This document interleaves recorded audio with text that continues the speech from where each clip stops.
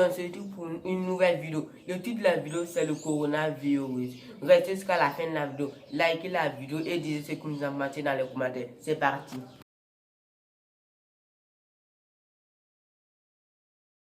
En premier, qu'est-ce que le coronavirus? Le coronavirus qui doit leur nom à la forme du couronne quand les protéines qui les enrobent font partie d'une vaste famille de virus dont certains infectent différents animaux, d'autres l'homme.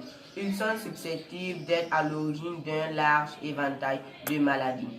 Chez l'homme, ces maladies vont du rhume banal à une infection pulmonaire sévère, responsable d'une détresse respiratoire aiguë.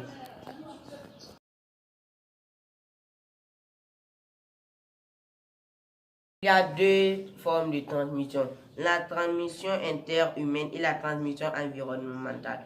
Je vous lis la transmission interhumaine. Le coronavirus SARS-CoV-2 et le MERS-CoV va se transmettre non seulement de l'animal à l'homme, mais aussi d'homme à homme. Et ce qui concerne la maladie COVID-19, anciennement appelée 2019 nCoV, due au SARS-CoV-2. Celle-ci se transmet par la déposition postillon gouttelettes de salive projetées en toussant et en éternuant. Il faut donc des contacts étroits et prolongés pour le transmettre. Famille, même chambre d'hôtel ou d'internat, ou avoir eu un contact au moins de 1 mètre de malade, en l'absence des mesures de protection efficaces. J'ai oublié la deuxième forme de transmission. C'est une transmission environnementale. Un des facteurs de transmission les plus importants semble être le contact des mains avec des surfaces infectées, puis avec la bouche, le nez ou les yeux.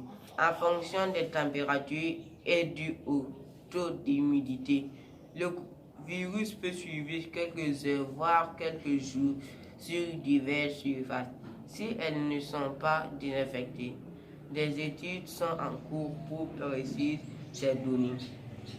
C'est pourquoi il est essentiellement d'éviter de se toucher les yeux, le nez ou la bouche, qui sont des portes d'entrée possibles du virus dans votre organisme. Avec les mains sales, les mesures dites barrières sont donc indispensables pour limiter l'impact du virus. Se laver fréquemment les mains avec du savon ou du gel hydroalcoolique. Éternuer ou tousser sur le coude. Utiliser des mouchoirs à usage unique. Ne pas serrer la main, ne pas faire le bisou pour dire bonjour. On se retrouve pour la troisième étape.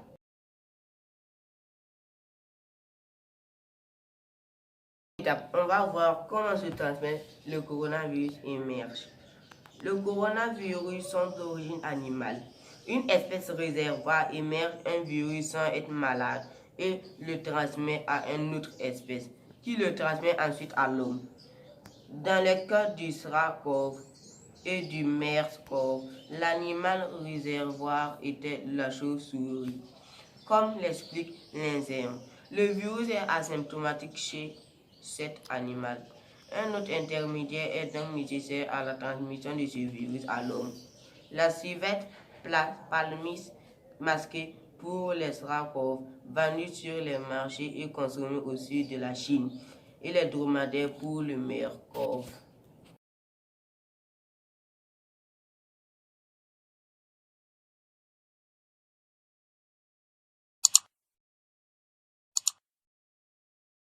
Maintenant, on va voir les symptômes. Si vous retrouvez les symptômes de la maladie, appelez le numéro qu'on vous a donné.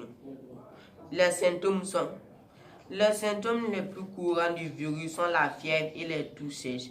Certaines personnes peuvent également souffrir de courbatures, de maux de tête, des sensations d'oppression ou d'essoufflement. Ces symptômes évoquent une infection respiratoire aiguë ou des anomalies pulmonaires détectables radiologiquement. Dans le cas plus grave, l'infection peut provoquer une détresse respiratoire, une insuffisance rénale aiguë, avoir une déficience multiviscérale, pouvant entraîner la mort, indique le ministère de la Santé. Pour rappel, la maladie reste bénigne dans 80% des cas. Elle est grave dans environ 15% des cas et critique dans 5% des cas. Les chercheurs estiment que le taux global de mortalité du virus est d'environ 2 à 4% avec des disparités selon les pays, soit un taux supérieur à celui du virus ou de la grippe qui tue une personne sur 1000, 0,1%.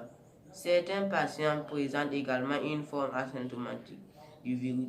Ils sont porteurs du virus sans en déclarer les symptômes, mais ils sont contagieux et peuvent le transmettre. Compte tenu du fait que les symptômes du COVID-19 peuvent être confondus avec ceux d'une grippe, le seul moyen de confirmer les diagnostics, c'est d'effectuer un test biologique par prélèvement nasopharyngéen au stade 3 de l'épidémie en France. Ce test n'est plus systématique et pourra être disponible en laboratoire de ville, plus seulement en établissement de santé de préférence. Maintenant, on va passer à la 4e phase.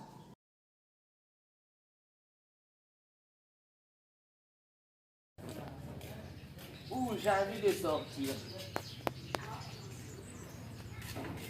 Non, il ne faut pas que je sorte. Surtout, je sais que vous avez fait un stock. Ne sortez pas. Restez à la maison. Profitez de ce confinement pour faire tout ce que vous voulez. Vous pouvez faire tout ce que vous voulez. Donc, on se retrouve pour une autre prochaine vidéo.